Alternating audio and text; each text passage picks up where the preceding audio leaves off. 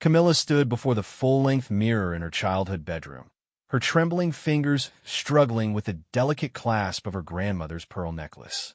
The morning sunlight streamed through the lace curtains, casting gentle shadows across her wedding dress, the same ivory silk gown her mother had worn 32 years ago.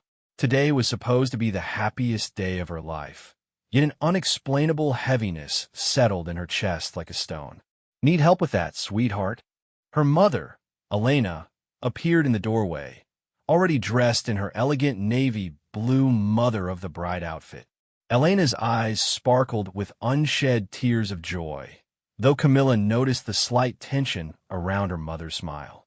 Over the past few months, Elena had seemed different, more distant, more secretive. Small moments that should have been filled with wedding excitement felt strained, as if her mother was carrying a burden she couldn't share. "Please," Camilla whispered, turning around so her mother could fasten the necklace. As Elena's fingers worked with the tiny clasp, Camilla studied their reflection in the mirror. They looked so similar, the same dark hair, the same green eyes, the same stubborn chin. Yet lately, Camilla felt like she was looking at a stranger. "This necklace has been in our family for 4 generations," Elena said softly, her voice carrying an odd note of melancholy. "Your great-great-grandmother Rosa wore it when she married your great-great-grandfather in Italy. Then your great-grandmother Maria wore it, then Grandma Sophie, then me, and now you." Camilla touched the pearls gently. Each one was perfectly round and lustrous, strung together with what appeared to be silver wire, though she'd never examined it closely. The necklace felt heavier today than she remembered from trying on months ago during dress fittings. "Tell me about Rosa again," she requested, wanting to hear the familiar story that always calmed her nerves. Elena's hands stilled for a moment on the clasp. She was very brave. She left everything she knew in Italy to come to America with nothing but hope and this necklace. She believed that love could conquer any obstacle, any distance, any hardship. Elena's voice grew quieter. She was an optimist, perhaps too much so. Too much so. Camilla turned to face her mother, confused by the bitter edge in Elena's tone. "You've never said that before, haven't I?" Elena forced a smile, though it didn't reach her eyes. "Well, perhaps I'm just nervous about today. My only daughter getting married." She straightened Camilla's veil with unnecessary precision. "Are you sure about this, Camilla? About Marcus?" The question hit Camilla like a physical blow. She and Marcus had been together for 3 years, engaged for 1. He was everything she thought she wanted: successful, charming, ambitious. He treated her well, bought her thoughtful gifts, and fit perfectly into the life she'd imagined for herself. So why did her mother's question make her stomach clench with doubt? "Of course I'm sure," Camilla replied, though her voice lacked conviction. "Why would you ask that now on my wedding day?" Elena looked like she wanted to say more, but a knock on the door interrupted them. "Camilla, the photographer is here," called her best friend and maid of honor, Sarah, from the hallway. "Coming," Camilla called back, then turned to her mother one final time. "Mom, is everything okay? You've been acting strange for months. If there's something you need to tell me, everything's fine, darling." Elena kissed her daughter's forehead gently. "I just want you to be happy. Promise me that if you ever feel unhappy, really unhappy, you'll remember that you always have choices. You always have the strength to change course, just like Rosa did when she left Italy." Before Camilla could ask what her mother meant by that cryptic statement, Sarah burst into the room in a cloud of lavender perfume and excitement. "Oh my God, Camilla, you look absolutely stunning. Marcus is going to die when he sees you." Sarah paused, noticing the tension in the room. "Everything okay in here?" "Perfect," Elena answered quickly. "I'll go check on the arrangements downstairs."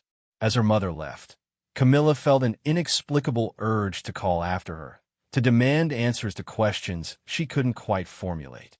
Instead, she allowed Sarah to fuss over her hair and makeup while the photographer captured what were supposed to be joyful getting-ready moments.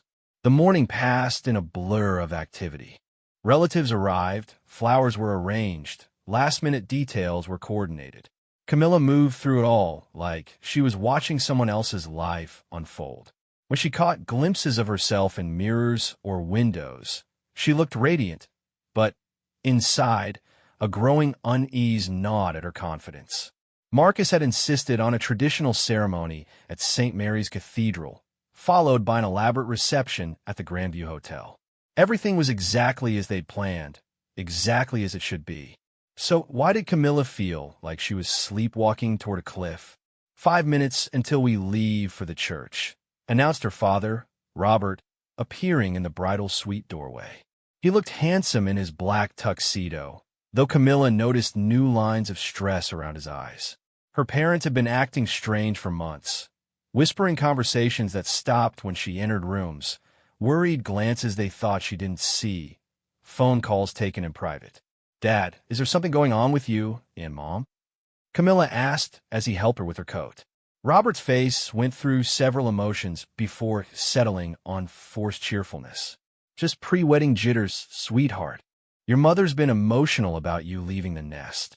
But I'm not going far. Marcus, and I will only be 20 minutes away. I know, but it's still an adjustment." Robert kissed her cheek. "Ready to become Mrs. Patterson?" Mrs. Patterson. The name felt foreign in her mind, like trying on clothes that didn't quite fit.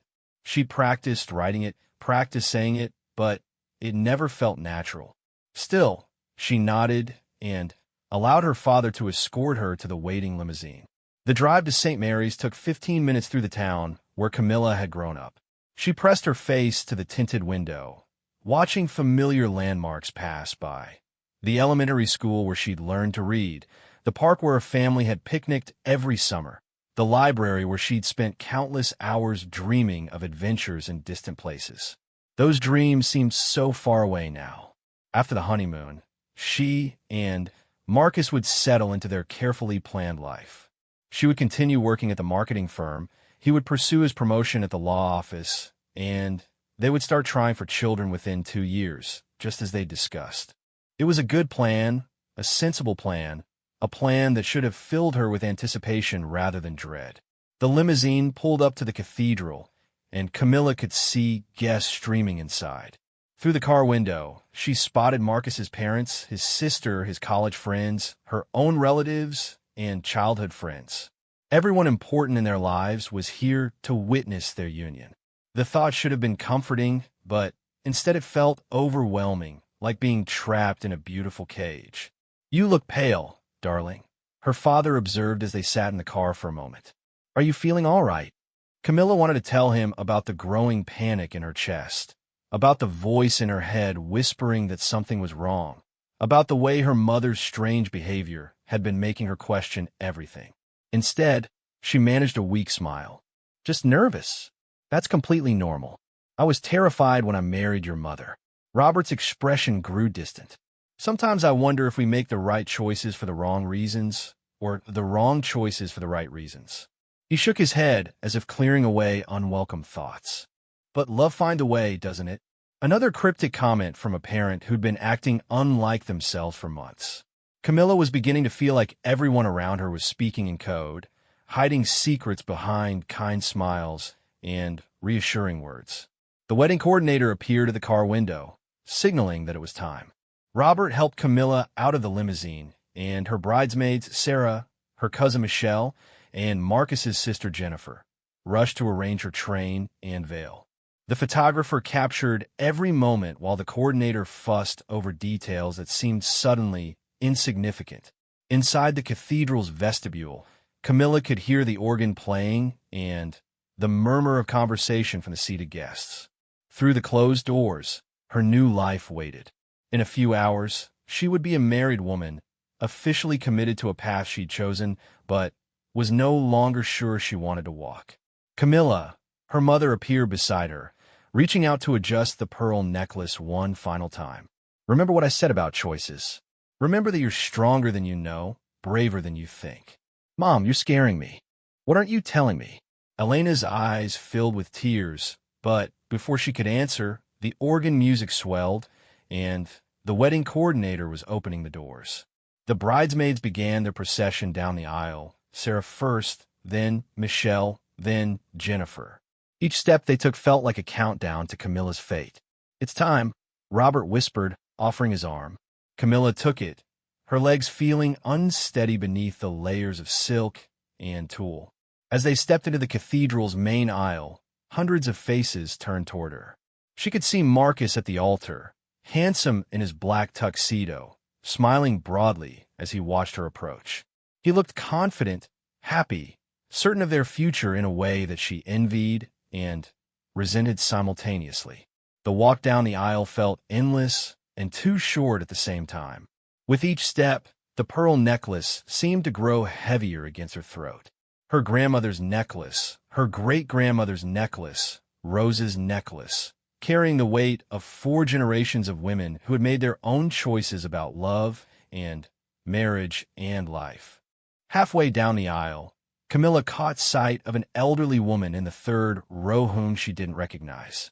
The woman was watching her with intense, sad eyes, and when their gazes met, the stranger shook her head almost imperceptibly, as if warning her against something. Before Camilla could process this strange interaction, her father was placing her hand in Marcus's and stepping back. "Dearly beloved," the priest began, and Camilla felt the ceremony beginning to carry her forward like a strong current. The familiar words washed over her: love, honor, cherish, commitment. But they felt hollow, rehearsed, like lines in a play she'd been cast in without auditioning for the role.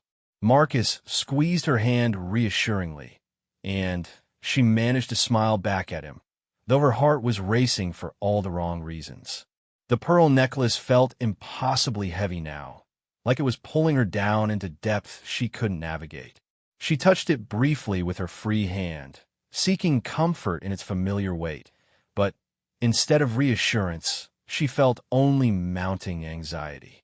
As the priest continued speaking about the sacred nature of marriage, Camilla found her mind wandering to her mother's words about choices, about being stronger and braver than she knew.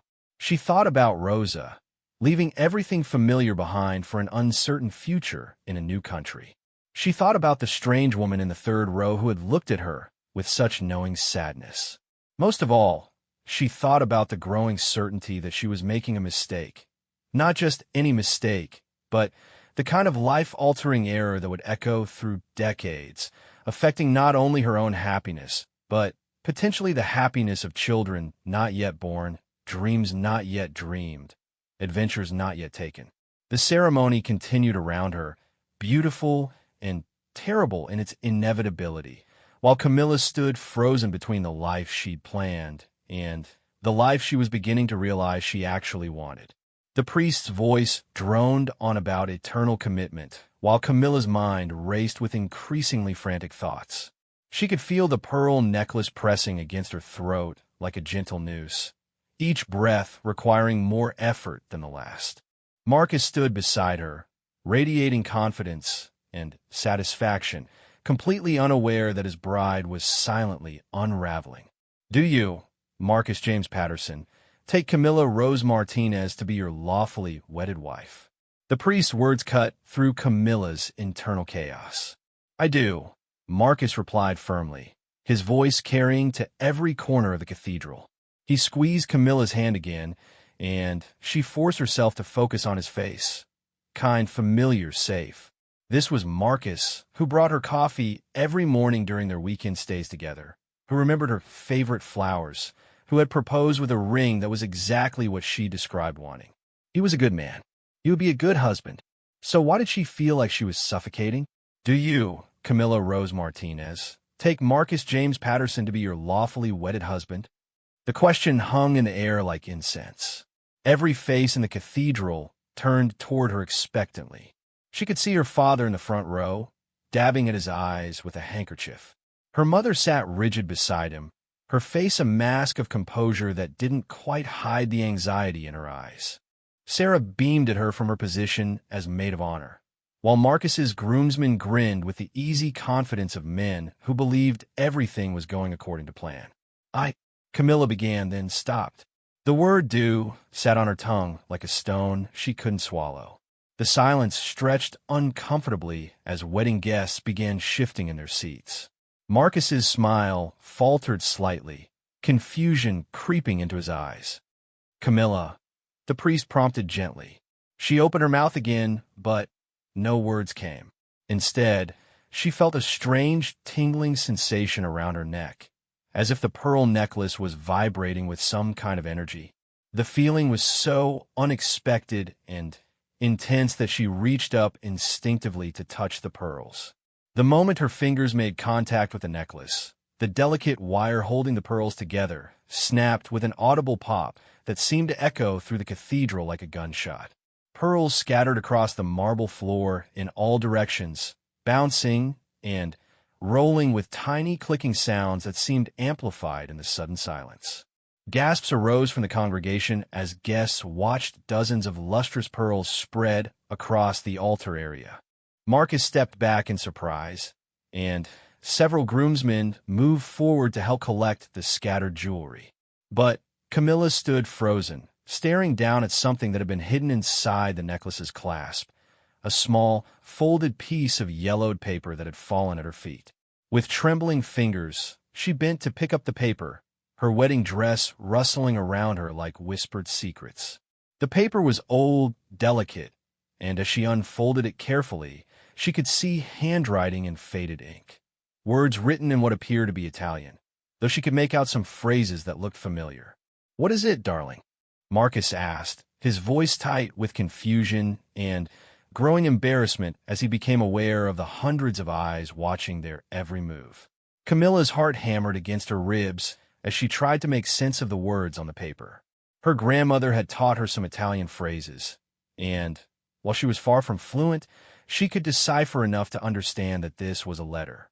At the bottom, in script that looked different from the rest, someone had written a translation in English. "My dearest daughter, if you are reading this, then you have found what I have hidden for 4 generations. I was not brave enough to speak these words aloud, but I pray you will be braver than I was. Love is not always enough. I married your father because it was expected, because it was safe, because I was afraid to disappoint our families. I spent 40 years wondering what my life could have been if I had chosen differently. The necklace was never meant to be a chain. Do not let it become yours.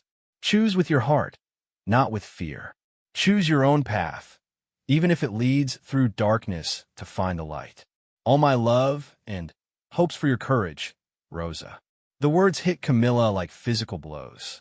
Rosa, her great-great-grandmother, the woman whose story of brave love and new beginnings she'd grown up admiring, had been living a lie.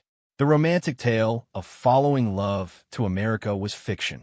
The reality was a woman trapped in a marriage she'd entered out of obligation and fear, warning her descendants not to repeat her mistake. "Camilla, what does it say?" Her mother's voice cut through the murmur of confused guests. Elena had risen from her seat and was moving toward the altar, her face pale with what looked like recognition rather than surprise. "You knew," Camilla whispered as her mother approached. "You knew about this letter." Elena's composure cracked. "I suspected. My grandmother Sophie mentioned something once, when I was young, about Rosa having regrets. But I thought it was just... I hoped I was wrong. What's going on?" Marcus demanded, his voice rising. "Can someone please explain what's happening?" Camilla looked at him, really looked at him, and saw a stranger. Not because he had changed, but because she finally understood what had been nagging at her for months. Marcus was her version of Rosa's safe choice. He was the path of least resistance, the man who fit perfectly into the life everyone expected her to want. But he wasn't the life she actually wanted. "I'm so sorry," she whispered, clutching the letter to her chest. "I can't do this." The cathedral erupted in confused murmurs. Marcus reached for her arm. "Camilla, you're just nervous. This is just pre-wedding jitters. We can't know." The word came out stronger than she'd intended, echoing off the vaulted ceiling. "This isn't jitters, Marcus. This is clarity." She turned to address not just him, but the entire congregation. "I'm sorry. I'm so deeply sorry to all of you. But I can't marry you. I don't love you the way you deserve to be loved, and you don't love the real me. You love the version of me that fits into your plans." Marcus's face cycled through confusion, hurt, and anger. You're being ridiculous. We've been planning this for a year. Everyone we know is here. You can't just— I can, Camilla interrupted, surprising herself with her newfound certainty. Rosa couldn't, but I can. She held up the letter. This has been hidden in my family's necklace for over a century. My great-great-grandmother wrote it to warn future generations not to make the same mistake she did, marrying for the wrong reasons and spending a lifetime regretting it. The priest cleared his throat uncomfortably. Perhaps we should take a moment to— There's nothing to take a moment for, Camilla said, her voice growing stronger with each word. I've been taking moments for months, trying to convince myself that this uncertainty was normal, that love would grow, that I was just being silly or romantic or unrealistic. But I wasn't. I was listening to the part of me that knew this was wrong. She turned to her parents, both of whom were now standing in the front row looking stricken. Is this why you've been acting so strange? Did you know I was making the same mistake Rosa made? Elena's tears spilled over. I suspected you were having doubts. I kept hoping you would find the courage to speak up if you needed to. That's why I kept talking about choices, about being brave. I didn't want to interfere, but I couldn't stand watching you walk into a life that might make you unhappy. Robert put his arm around his wife's shoulders. We just wanted you to be sure, sweetheart. We could see that you seemed conflicted. I was conflicted because I was trying to talk myself into wanting something that I didn't actually want. Camilla realized she was raising her voice and took a deep breath. When she spoke again, it was with quiet conviction. I don't want to be a lawyer's wife who plays tennis at the country club and hosts dinner parties. I don't want to have children in 2 years according to schedule. I don't want a life that's been planned out like a business proposal. Marcus's face had gone through angry red to pale white. So what do you want, Camilla? Because you seemed pretty clear about our plans when we made them. I thought I wanted what I was supposed to want. I thought that was the same thing as actually wanting it. Camilla looked around the cathedral at all the faces staring at her, some shocked, some disapproving, some sympathetic. The elderly woman she'd noticed earlier was nodding slightly, as if approving of her decision. I want to travel. I want to see the world before I settle down. I want to write, really write, not just marketing copy for bathroom fixtures.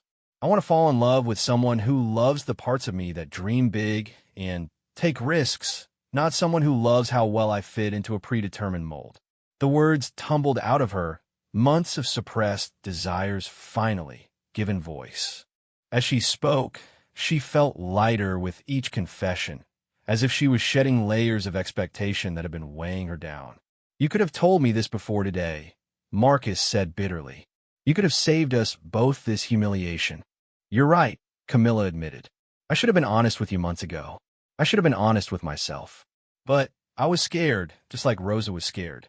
I was afraid of disappointing people, afraid of making the wrong choice, afraid of hurting you. But what I learned today is that making choices out of fear is always the wrong choice. Sarah stepped forward from her position with the other bridesmaids, her face a mixture of shock and concern. Camilla, are you sure about this? Maybe you should take some time to think. I've been thinking for months, Camilla interrupted gently. I've been thinking and questioning and try to convince myself that what I felt didn't matter as much as what made sense. But feelings do matter. Dreams matter. And I can't spend my life wondering what would have happened if I'd been brave enough to listen to them. She turned back to Marcus, whose hurt was now openly visible on his face. I'm truly sorry, Marcus. You deserve someone who chooses you with absolute certainty, who can't imagine being with anyone else. I'm not that person, and pretending to be her for the rest of our lives wouldn't be fair to either of us. The cathedral had grown completely silent, except for a few sniffles from emotional guests. Camilla realized that every person in the building was waiting to see what would happen next.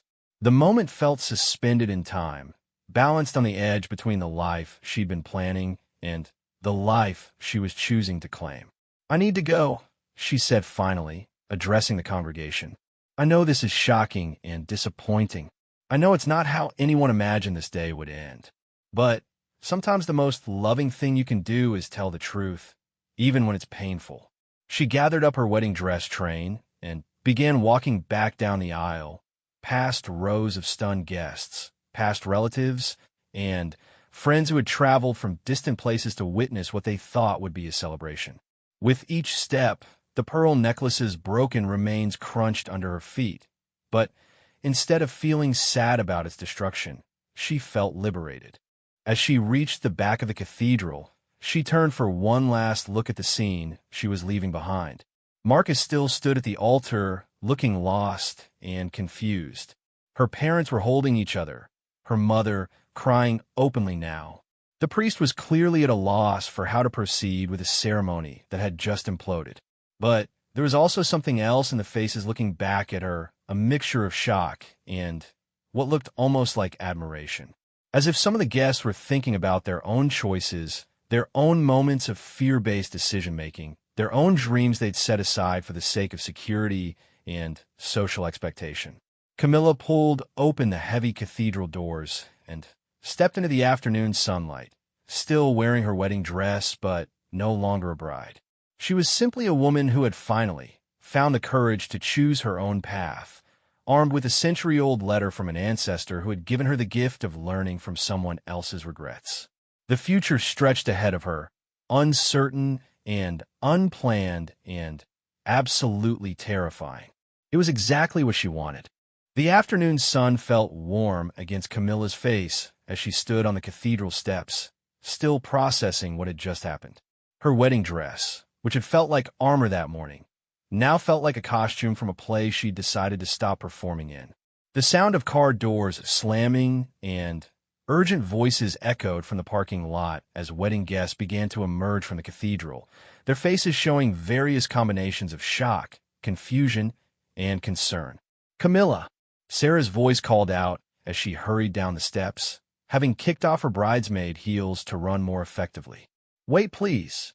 Camilla turned to face her best friend, who looked like she'd just witnessed a natural disaster. Sarah's carefully styled hair had come loose, and her lavender bridesmaid dress was wrinkled from a rush to follow. "Are you having some kind of breakdown?" Sarah asked breathlessly. "Because if you are, that's okay, we can fix this. We can postpone the ceremony. Give you some time to think." "I'm not having a breakdown," Camilla said calmly, surprising herself with how steady her voice sounded. "I'm having a breakthrough. But Marcus, he's devastated in there. And your parents, Scott, Camilla, everyone is so confused. The photographer doesn't know what to do. The reception is all set up, the cake."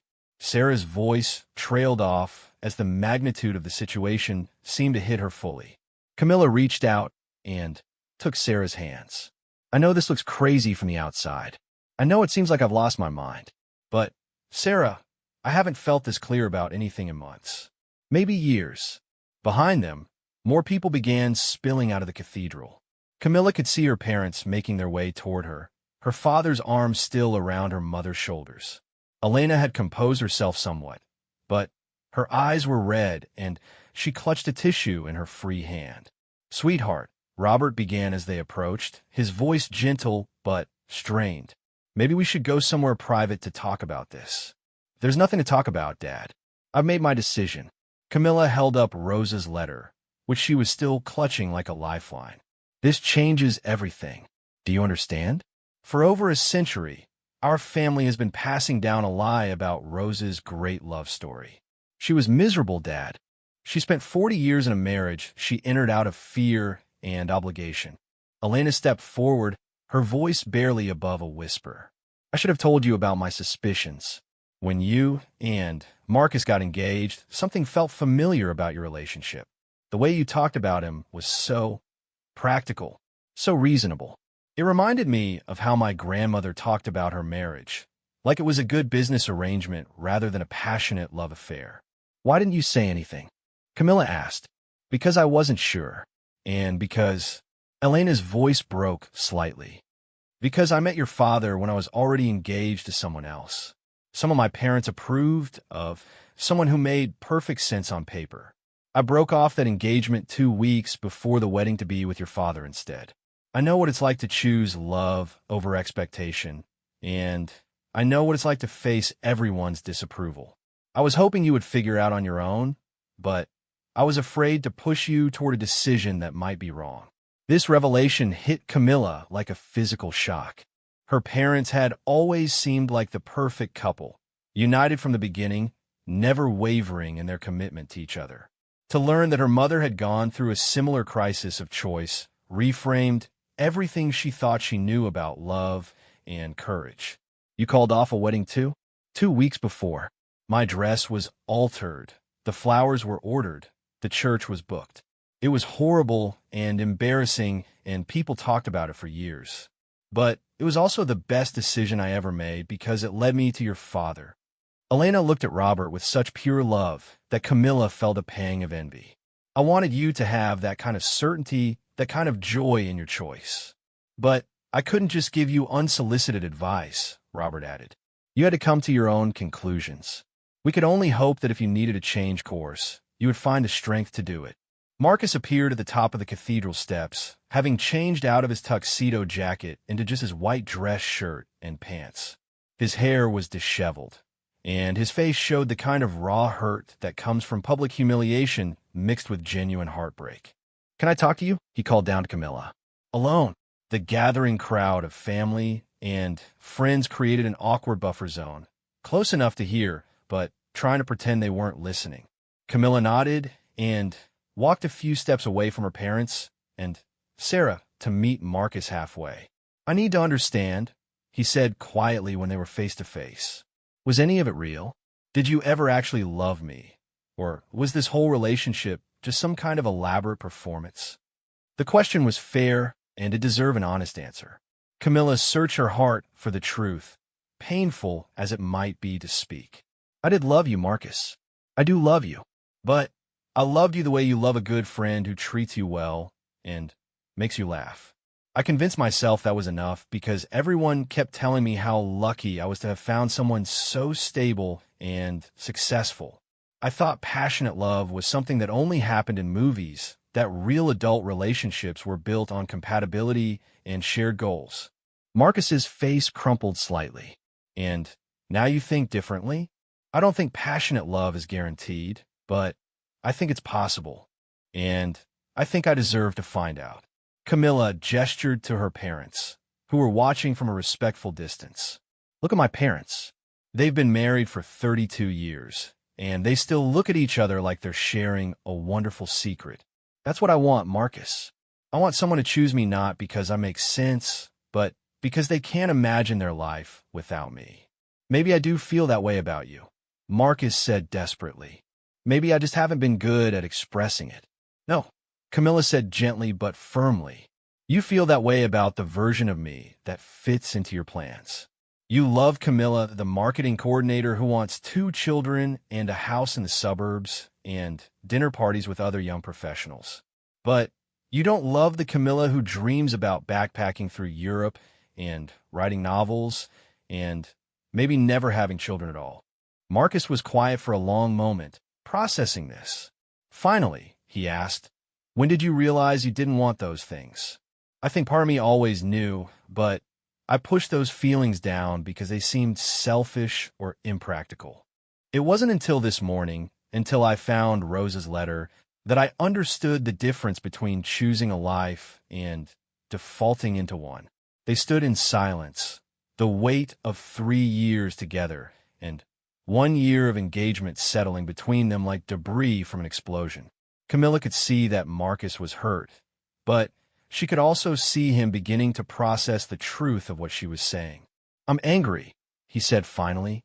"You have every right to be. But I'm also—" He struggled with the words. "I'm also relieved. Not about this happening publicly. That part is humiliating. But relieved that you stopped us before we made a huge mistake. Because you're right. I was in love with the idea of you, not the real you. And you deserve better than that." It was the most honest thing Marcus had said to her in months, maybe in their entire relationship. For the first time since she'd known him, Camilla could see past his careful polish to the real person underneath. Someone who was also confused about what he wanted, also trying to fit into expectations that might not actually make him happy. "What are you going to do now?" he asked. "I don't know," Camilla admitted. "That's terrifying and exciting at the same time." Marcus managed a weak smile. Well, there's a reception hall full of food and an open bar. Shame to let it go to waste. The comment was so unexpected that Camilla laughed. A real laugh, the first one she produced in weeks. Are you serious? Why not? Everyone's already here. Everything's already paid for. We can call it a Camilla figured out what she actually wants party instead of a wedding reception. It was a generous gesture from someone who had every right to be bitter and angry. Camilla felt a surge of affection for Marcus, not romantic love, but genuine appreciation for the kind person he was underneath all the social conditioning. That's incredibly gracious of you, she said. I'm going to need some time to process all this, Marcus replied. And I'm definitely going to need therapy, but I'd rather figure out what went wrong than just be angry about it. The crowd of wedding guests had grown larger as more people emerged from the cathedral. Camilla could see relatives and friends clustered in small groups, clearly discussing the dramatic turn of events. Some looked scandalized, others seemed sympathetic, and a few appeared almost envious of her courage. The elderly woman she'd noticed during the ceremony was making her way slowly down the cathedral steps, leaning heavily on a walking cane. As she approached Camilla, her weathered face broke into a knowing smile. "Excuse me, dear," she said in an accented voice that sounded faintly European. "I'm Isabella Rossi. I believe I knew your great-great-grandmother." Camilla stared at her in shock. "You knew Rosa?" "Not personally, but our families were friends in the old country. My grandmother used to tell stories about Rosa Benedetti. That was her maiden name. She said Rosa was the bravest and most foolish girl in their village." Isabella's eyes twinkled. "Today, I think you proved you inherited both qualities. You came to my wedding because you knew Rosa's family? I came because I read your engagement announcement in the newspaper, and the name Benedetti caught my attention. I wanted to see if any of Rosa's descendants had inherited her spirit." Isabella reached into her small purse and pulled out a faded photograph. This was taken just before Rosa left Italy. She gave it to my grandmother for safekeeping. The photograph showed a young woman who looked remarkably like Camilla. The same dark hair, the same green eyes, the same determined chin. But what struck Camilla most was the expression on Rosa's face. It wasn't the serene happiness of a woman in love. It was the desperate determination of someone making an impossible choice. She wasn't running toward love. Camilla breathed, understanding finally, sinking in. She was running away from something else. Isabella nodded gravely.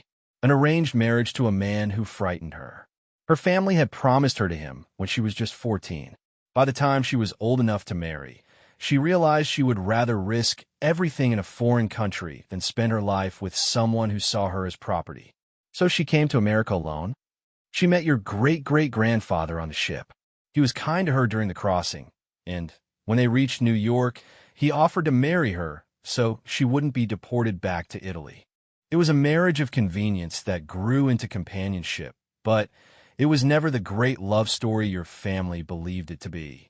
Camilla looked down at the photograph, then at the letters still clutched in her other hand. Two pieces of a puzzle that completely changed her understanding of her family's history and her own choices. Why didn't she ever tell the truth? Because admitting she hadn't found true love would have meant admitting that all her sacrifices might have been for nothing.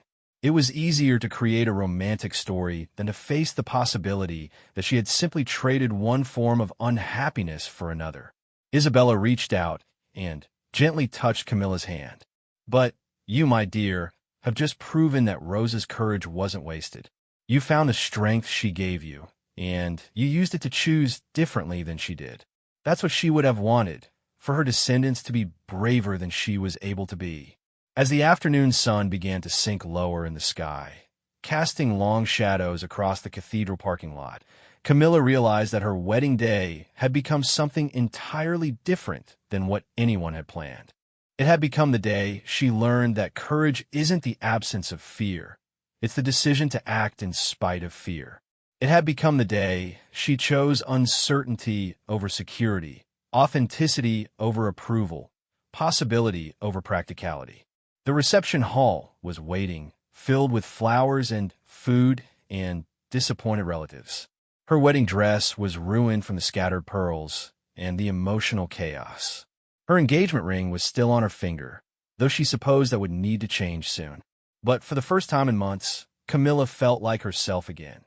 Not the version of herself that everyone expected, but the real, complicated, dreaming, uncertain woman she'd been trying to suppress. Rose's letter had given her permission to disappoint people in service of her own truth. It was a gift that had taken 4 generations to deliver, but it had arrived exactly when she needed it most. 6 months after the wedding that wasn't, Camilla sat in a small cafe in Prague, watching snow fall gently outside the frost-covered windows. Her laptop was open in front of her, displaying the latest draft of what was slowly becoming her first novel. A story about a woman who discovers family secrets that change everything she thought she knew about love and courage. The parallel to her own life wasn't subtle, but she'd learned that sometimes the most important truths are too significant to hide behind metaphor. The cafe smelled of coffee and fresh pastry, and the gentle murmur of Czech conversation created a soothing background rhythm to her thoughts. She'd been in Prague for 3 weeks now, the latest stop in a journey that had taken her through London, Paris, Barcelona, and Rome.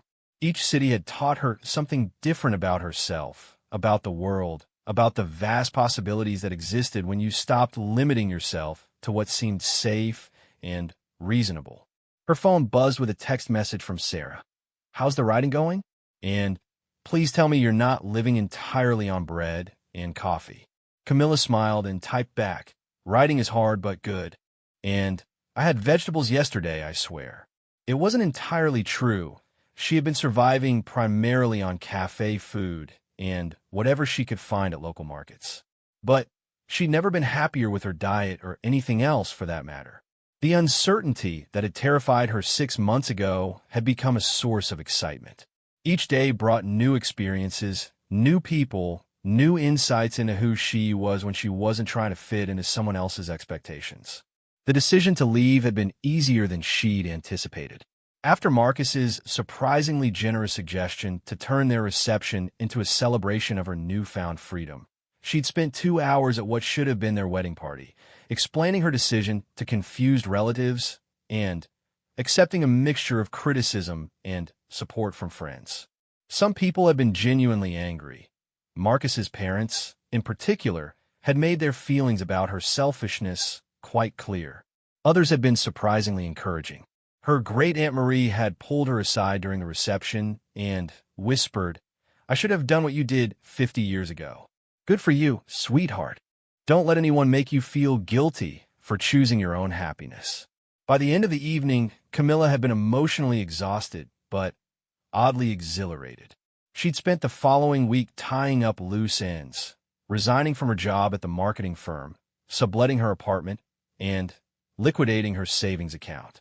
Marcus had been decent about returning her ring and splitting their shared expenses, though they'd agreed not to stay in contact while they both processed the end of their relationship.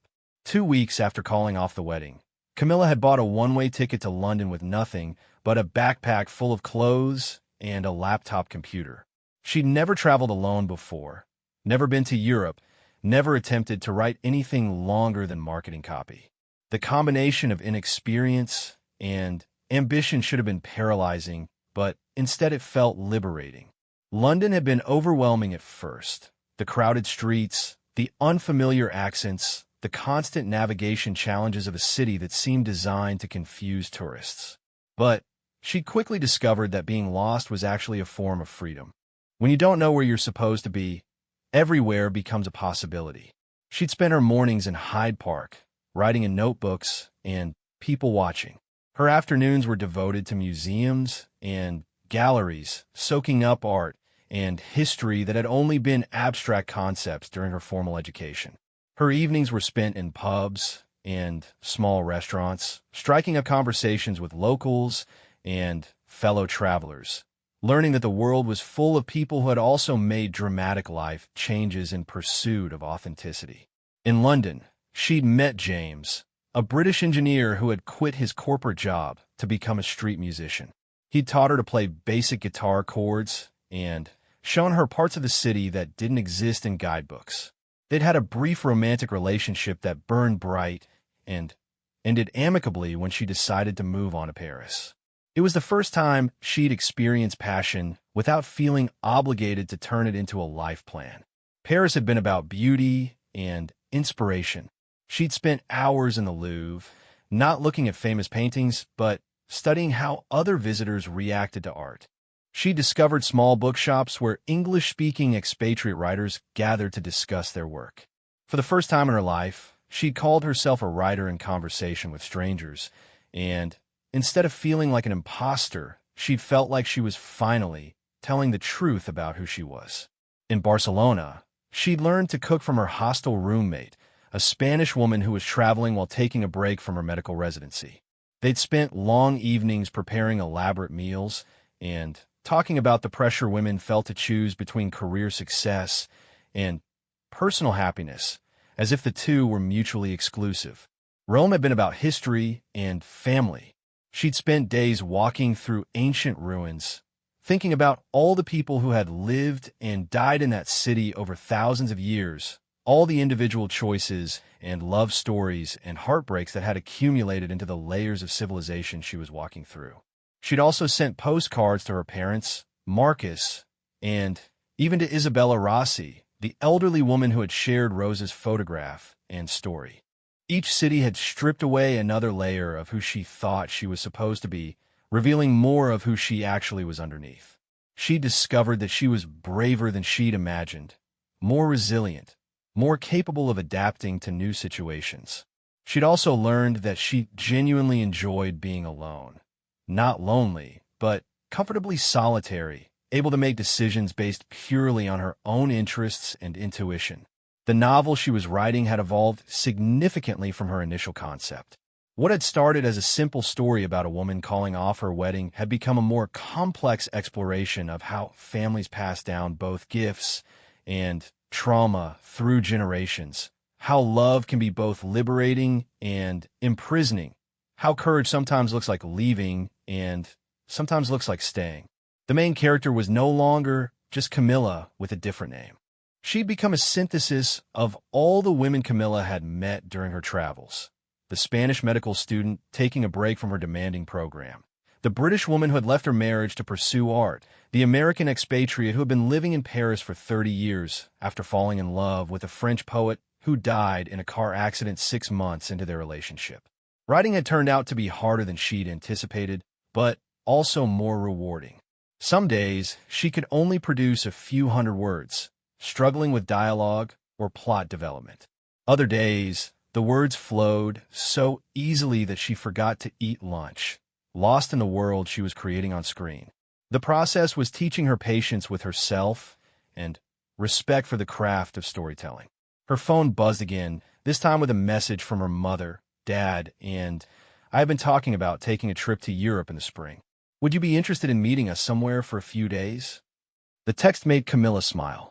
Her parents had been surprisingly supportive of her decision to travel, though she knew they worried about her safety and financial stability. They'd had several long phone conversations where Elena had shared more stories about her own pre-marriage relationship, helping Camilla understand that her choice to leave Marcus had been part of a larger pattern of women in their family learning to prioritize their own happiness. She typed back, "Absolutely. I'll be somewhere amazing by spring. Can't wait to see you both." It was true. She had no idea where she'd be in a few months, but she was confident it would be somewhere that felt right for that moment in her journey. She'd learned to trust her instincts about places and people, to stay when something felt nourishing, and to move on when it was time for new experiences. A young man at the next table was struggling with what appeared to be a Czech phrasebook, trying to order something more complex than coffee from the patient waitress. Camilla found herself thinking about Marcus, wondering how he was processing their relationship's dramatic end. She'd heard through Sarah that he was in therapy and had started dating someone new, a lawyer from his firm who shared his interests in golf and wine collecting. The news had made her happy rather than jealous. It suggested that he was finding someone better suited to the life he actually wanted, just as she was discovering what her own life could become. The breakup had been difficult for both of them, but it had also been educational. They'd learned that compatibility on paper doesn't guarantee emotional compatibility, that shared goals don't necessarily create shared joy, that it's possible to genuinely care about someone while acknowledging that you're not meant to build a life together. She'd also learned that ending an engagement wasn't the end of the world, despite what societal pressure suggested. Yes, it had been embarrassing. Yes, it had disappointed people who had invested time and money in their wedding. Yes, it had required uncomfortable conversations and financial complications. But it hadn't destroyed her relationships with the people who mattered most, and it had opened up possibilities she'd never allowed herself to consider. The snow outside the cafe window was falling more heavily now, turning Prague into a winter wonderland that looked like something from a fairy tale. Camilla saved her work and closed her laptop, deciding to spend the rest of the afternoon walking through the city's historic streets. She'd learned to appreciate beauty for its own sake, without feeling obligated to document every moment or plan how each experience would fit into her future. As she bundled into her coat and scarf, she thought about Rosa's letter, which she still carried with her everywhere. Not the original, that was safely stored with her parents, but a photocopy that had become her traveling companion. Sometimes she would reread it when she felt uncertain about her choices, drawing strength from her great-great-grandmother's belated encouragement to be braver than she had been able to be. The letter had become a bridge between past and present, connecting her to generations of women who had struggled with questions about love and autonomy and the courage required to choose authenticity over security. Rosa hadn't been able to find the strength to leave an unsatisfying marriage, but her hidden words had given Camilla permission to avoid that same trap. Walking through Prague's snow-covered streets, Camilla felt connected to something larger than her individual journey. She was part of a continuum of women learning to value their own desires and dreams, part of a slow evolution toward greater freedom and self-determination. The necklace breaking at exactly the right moment had felt like divine intervention, but she'd come to understand that it was more likely the culmination of months of growing self-awareness that had finally reached a breaking point. Her phone rang, an international call from a number she didn't recognize. Curious, she answered, "Is this Camilla Martinez?" The voice was accented, possibly Italian. "Yes, this is Camilla. My name is Antonio Benedetti. I believe we may be related." Camilla stopped walking, her heart suddenly racing. Benedetti had been Rosa's maiden name, mentioned by Isabella Rossi that day outside the cathedral. "I'm sorry, I don't understand," she said. "Isabella Rossi contacted my family after meeting you. She told us about Rosa's letter and what happened at your wedding. We have been trying to trace Rosa's American descendants for many years. I am her brother's great-grandson." The conversation that followed lasted over an hour, conducted partly on the snowy Prague street and partly back inside the warm cafe. Antonio explained that Rosa's family in Italy had never forgotten about her, despite losing contact after she left for America. They had maintained family records and stories, including details about Rosa's life that had never made it into the romanticized version passed down through her American descendants. Rosa was running away from more than an arranged marriage, Antonio explained. The man her parents wanted her to marry had already been married twice. Both wives died under suspicious circumstances. Rosa was terrified of him, but her family needed the money from the marriage arrangement. Leaving for America saved her life, not just her happiness. This revelation reframed everything Camilla thought she understood about her great-great-grandmother's story. Rosa hadn't just been choosing between love and duty, she'd been choosing between survival and death. Her marriage to Camilla's great-great-grandfather had been a refuge, not a compromise. The sadness in her letter hadn't been about romantic disappointment. It had been about the trauma of growing up in a world where women's lives could be bartered away for financial gain. "There's something else," Antonio continued. Rosa wrote other letters to her family in Italy. In them, she talked about her hope that her American descendants would have choices she never had, that they would live in a world where women could make their own decisions about love and marriage and life. She would have been proud of what you did. After the call ended, Camilla sat in the cafe for another hour, processing this new understanding of her family history. Rosa's letter had saved her from a marriage that would have been merely unsatisfying, not dangerous. But the courage that led Rosa to cross an ocean alone had been the same courage that enabled Camilla to walk away from a life that didn't fit, even when that choice seemed irrational to everyone else. The snow continued falling outside, and Prague continued to exist in its timeless beauty, indifferent to her personal revelations. But Camilla felt fundamentally changed by learning that her great-great-grandmother's story was even more dramatic than she'd imagined, that the courage she'd inherited had been forged in life-or-death circumstances that put her own struggles into perspective.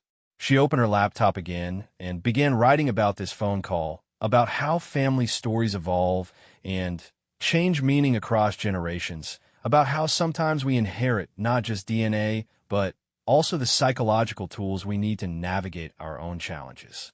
The words came easily, flowing from her fingertips like they'd been waiting for this moment of understanding.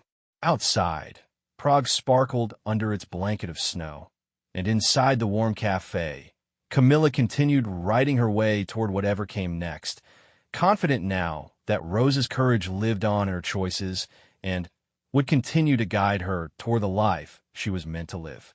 2 years after her non-wedding in St. Mary's Cathedral, Camilla stood in the garden of a small villa outside Florence, Italy, watching the sun set over the Tuscan hills. Her first novel, The Weight of Pearls, had been published 6 months earlier to modest but encouraging reviews. She wasn't making a fortune from her writing yet, but she was making enough to sustain her simple lifestyle, especially combined with the freelance editing work she'd picked up through contacts in the expatriate writing community. The villa belonged to Antonio Benedetti, the distant cousin who had called her that snowy day in Prague.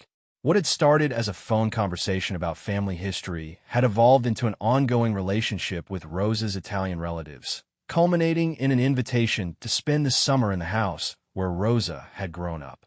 The experience of living where her great-great-grandmother had lived, walking the same cobblestone streets, and shopping in the same market square, had provided a profound connection to her family's history that no amount of research could have duplicated. Camilla, Antonio's wife, Francesca, called from the kitchen doorway. "The pasta is ready." Sunday dinner with the Benedetti family had become a weekly tradition during her stay. 3 generations gathered around the massive wooden table in the villa's dining room, sharing food and stories and laughter that flowed effortlessly between Italian and English. Camilla's Italian had improved dramatically over the summer, though she still relied on gestures and context clues more than she cared to admit. As she walked toward the house, Camilla reflected on how dramatically her life had changed. The woman who had stood frozen at the altar 2 years ago, terrified of disappointing people and making the wrong choice, had been replaced by someone who could navigate foreign countries alone, start conversations with strangers, and trust her instincts about people and places. The transformation hadn't been sudden or magical. It had been gradual, built through thousands of small acts of courage and self-trust. The dining room was already full when she entered. Antonio and Francesca's adult children were there with their own families, creating a cheerful chaos of conversation and the clatter of serving dishes. Camilla had been adopted into this extended family with a warmth that still surprised her, treated not as a distant American relative, but as someone who genuinely belonged at their table. "How is the writing going?" asked Marco, Antonio's eldest son, as he helped serve the children at a smaller table set up for them. "Slowly but steadily," Camilla replied, accepting a plate of handmade pasta from Francesca. "I'm working on something new, a collection of interconnected stories about women making difficult choices across different time periods." "All inspired by Rosa?" Francesca asked with a knowing smile.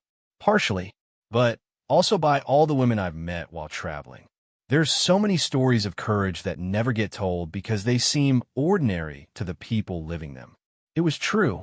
During her 2 years of travel and writing, Camilla had encountered countless women who had made their own versions of dramatic life changes. The British woman who had left her law career to open a bookshop in rural Scotland. The German photographer who had moved to Morocco after falling in love with the landscape and light. The American teacher who had quit her job to care for her aging parents and discovered a talent for pottery. Each story had revealed new perspectives on what it meant to choose authenticity over expectation. Speaking of stories, Antonio said, setting down his wine glass with the air of someone about to make an important announcement. I have something to show you after dinner. Something we found in Rosa's old bedroom. Camilla's curiosity was immediately piqued. She'd spent hours in that bedroom over the summer, sitting by the window where Rosa had presumably written her hidden letter, trying to imagine what her great-great-grandmother's life had been like before she fled to America. The room had been turned into a guest bedroom decades ago, but some original elements remained. The stone walls, the heavy wooden beams across the ceiling, the view of the olive groves that stretched toward the horizon. Dinner continued with its usual animated discussions about local politics, family gossip, and plans for the upcoming harvest season. Camilla loved these conversations, even when she couldn't follow every word. There was something deeply satisfying about being part of a family dinner where multiple generations shared their daily experiences and concerns. It reminded her of what she'd been missing during her years with Marcus, when their social interactions had been primarily with other young professionals discussing career advancement and real estate prices. After the dishes were cleared and the children had been sent to play in the garden, Antonio led Camilla upstairs to Rosa's former bedroom. The evening light was fading, casting long shadows across the room's simple furnishings. Antonio walked directly to the built-in wardrobe and began running his hands along the interior walls. When we were cleaning out some of the old furniture last week, Francesca noticed that this wall sounded hollow. He explained, tapping on what appeared to be a solid wooden panel. We found this. With some effort, he managed to slide the panel aside, revealing a small hidden compartment. Inside were several items wrapped in faded cloth, more letters, a small leather journal, and what appeared to be pieces of jewelry. Rosa hid these before she left for America, Antonio said softly. Things she couldn't take with her, but couldn't bear to destroy. With trembling hands, Camilla unwrapped the first bundle. The letters were written in the same handwriting she recognized from Rosa's hidden message in the pearl necklace. But these were love letters, passionate, romantic letters addressed to someone named Giuseppe. Who was Giuseppe? Camilla asked, though she was beginning to understand. A young man from the village. Not suitable for marriage according to Rosa's family, because he had no money and no prospects. But Rosa loved him desperately. Antonio opened the leather journal and showed Camilla pages filled with poems and sketches, all apparently dedicated to this lost love. As Camilla read through the letters and journal entries, a completely different picture of Rosa's emotional life emerged. Far from being a woman who had never experienced passionate love, Rosa had been deeply, desperately in love with someone she couldn't marry. Her escape to America hadn't been just about avoiding an unwanted marriage. It had also been about leaving behind a love she couldn't have. What happened to Giuseppe? Camilla whispered. He left the village shortly after Rosa departed. Some say he went to Rome. Others believe he eventually emigrated to Argentina. No one knows for certain. Antonio's voice carried the sadness of a love story that had no resolution. But Rosa never forgot him. According to my grandmother, she kept his memory alive for the rest of her life. The revelation was overwhelming. Rosa's hidden letter in the pearl necklace had been written by a woman who understood exactly what passionate love felt like and knew she would never experience it again. Her marriage to Camilla's great-great-grandfather hadn't been a compromise. It had been a life raft for someone whose heart had already been given to someone else. This changes everything I thought I knew about her, Camilla said, carefully rewrapping the precious letters. Perhaps that's why she hid these things instead of destroying them. She wanted some record of her true feelings to survive, even if she couldn't live according to them. Camilla thought about her own journey over the past 2 years. She'd been following Rosa's advice to be braver than she had been, but she was beginning to understand that Rosa had been far braver than any of them had realized. Leaving behind the man she loved, traveling alone across an ocean, building a new life from nothing. These were acts of enormous courage, even if they hadn't led to the romantic happiness Rosa had dreamed of. "May I borrow these for a few days?" Camilla asked. "I'd like to read through them more carefully, maybe incorporate Rosa's real story into my writing." Of course, Rosa would want her story to be told, all of it. That evening, Camilla sat in the villa's garden with Rosa's letters and journal spread on the small table beside her laptop. The night air was warm and sweet with the scent of jasmine, and the sound of cicadas provided a gentle soundtrack to her reading. As she worked through Rosa's passionate words to Giuseppe and her anguished reflections on their impossible love, Camilla felt like she was finally meeting her great-great-grandmother as a complete person rather than a symbol. Rosa had been complex, contradictory, brave, and heartbroken. She'd made choices based on survival and pragmatism, but she'd never stopped believing in the possibility of passionate love. Her warning to future generations hadn't been about avoiding all compromise. It had been about not settling for safety when your heart was calling you towards something more meaningful. The letters revealed details about Giuseppe that made him seem real rather than theoretical. He was a poet and a dreamer, someone who wrote beautiful words but couldn't provide financial security. He wanted to marry Rosa despite their economic differences, but her family had forbidden the match. Their relationship had been conducted largely in secret, through hidden letters and clandestine meetings in the olive groves that Camilla could see from where she sat. As she read, Camilla began to understand why Rosa had chosen to create a romantic mythology around her American marriage rather than telling the truth about Giuseppe. Admitting that she'd experienced and lost great love would have been too painful, especially while living in a marriage that provided companionship, but not passion. Creating a story about following love to America was easier than acknowledging that love had remained behind in Italy. But Rosa's hidden letters contained something else: hope that her descendants would have opportunities she'd been denied. She wrote about her dreams for a world where women could choose their own partners based on love rather than economic necessity, where courage would be rewarded rather than punished, where following your heart wouldn't mean sacrificing your security. Reading these intimate thoughts, Camilla realized that her decision to leave Marcus hadn't just been about avoiding Rosa's mistake. It had been about fulfilling Rosa's dreams.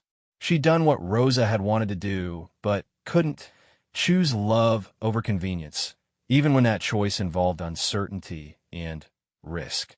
Her phone buzzed with a text message from an unknown number. "Hi, Camilla. This is David Chun. I'm a documentary filmmaker working on a project about women who've made dramatic life changes. Sarah Williams gave me your contact information. Would you be interested in sharing your story?" Camilla stared at the message, considering.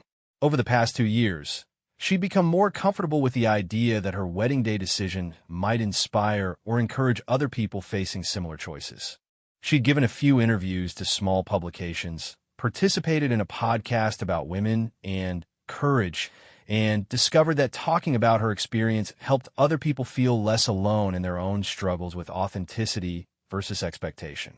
She typed back, "I'd be happy to talk. Can you tell me more about the project?" The conversation that followed revealed that David was creating a documentary about the modern phenomenon of women leaving seemingly perfect lives to pursue more authentic paths. He'd interviewed executives who became artists, doctors who became teachers, wives who became travelers. He was interested in Camilla's story not just because of the dramatic wedding day revelation, but because of what had happened afterward, the sustained commitment to building a different kind of life. "What I find fascinating," David explained during their phone conversation, "is how often women describe feeling like they were living someone else's life before making these changes. Like they've been following a script written by other people. That's exactly what it felt like, Camilla agreed. I've been so focused on checking boxes, good job, nice boyfriend, appropriate engagement ring, traditional wedding, that I forgot to ask myself whether any of those things actually made me happy. And now, 2 years later, Camilla looked around the Tuscan garden, at Rose's love letters spread on the table, at her laptop open to a story she was genuinely excited to tell. Now I don't check boxes. I follow my curiosity and see where it leads. Sometimes it leads to difficult places, sometimes to beautiful ones, but it always leads somewhere interesting.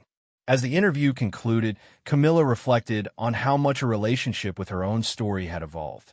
Initially, she'd been embarrassed by the dramatic nature of her wedding day decision, worried that people would think she was unstable or selfish. But as she'd met other women who had made similar choices, in less dramatic but equally courageous ways, she'd begun to see her story as part of a larger cultural shift toward authenticity and self-determination.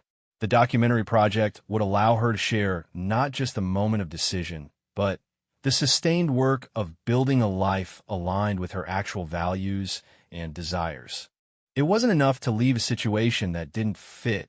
You also had to figure out what did fit, and that process was ongoing and sometimes difficult. As the night grew later and the garden grew quieter, Camilla continued reading Rose's letters and adding to her own writing. She was working on a story about a woman who discovers love letters hidden in an old house, letters that reveal a family secret that reframes everything she thought she knew about love and courage and the choices women make. The story was fiction, but it drew heavily on her summer in Italy, her growing understanding of Rose's true history, and her own ongoing journey toward authenticity. Writing had become more than a career aspiration. It was her way of processing experiences and making meaning from the sometimes confusing path she'd chosen. Her phone buzzed again, this time with a message from Marcus. Saw the article about your book in the local paper. Congratulations. I'm getting married next month to someone who actually likes golf. Hope you're happy wherever you are. The message made her smile. Marcus had found someone who genuinely shared his interests and life goals, just as she'd hoped he would. His engagement announcement, which Sarah had forwarded to her months earlier, had featured photos of a couple who looked genuinely delighted with each other. They were golfers and wine enthusiasts who had met at a charity tournament, and their shared passions were evident in every photo. She typed back, "Congratulations to you both. I'm very happy for you.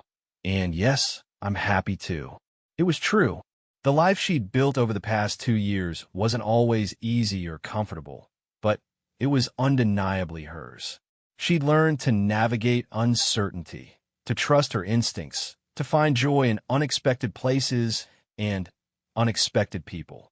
She'd published a book, traveled to places she'd only dreamed of seeing, formed friendships based on shared interests rather than social convenience, and fallen in love, briefly but passionately, with a fellow writer she'd met in Barcelona. Their relationship had ended when he decided to return to his home country, but it had taught her what Rose's letters had described: the difference between love that makes you feel more like yourself and love that requires you to diminish parts of yourself to fit. The heartbreak when it ended had been real, but it had also been clean, sadness about loss rather than confusion about authenticity. As she gathered up Rose's letters to return them to their hiding place the next day, Camilla felt a deep sense of gratitude for the courage that had been passed down through generations of women, each building on the choices of those who came before. Rosa had been brave enough to cross an ocean alone, even though it meant leaving love behind. Elena had been brave enough to break an engagement to marry for love instead of convenience. And Camilla had been brave enough to walk away from security in pursuit of a life that felt genuinely her own. The cycle would continue with future generations, each woman learning from the stories and choices of her predecessors, each finding her own way to balance love and autonomy, security and authenticity, the expectations of others and the desires of her own heart. In the distance, church bells chimed midnight, marking the end of another day in a life that had become an ongoing adventure rather than a predetermined plan. Camilla closed her laptop and walked back toward the villa, carrying Rose's secrets and her own stories, ready for whatever tomorrow might bring in this life she'd chosen to claim for herself.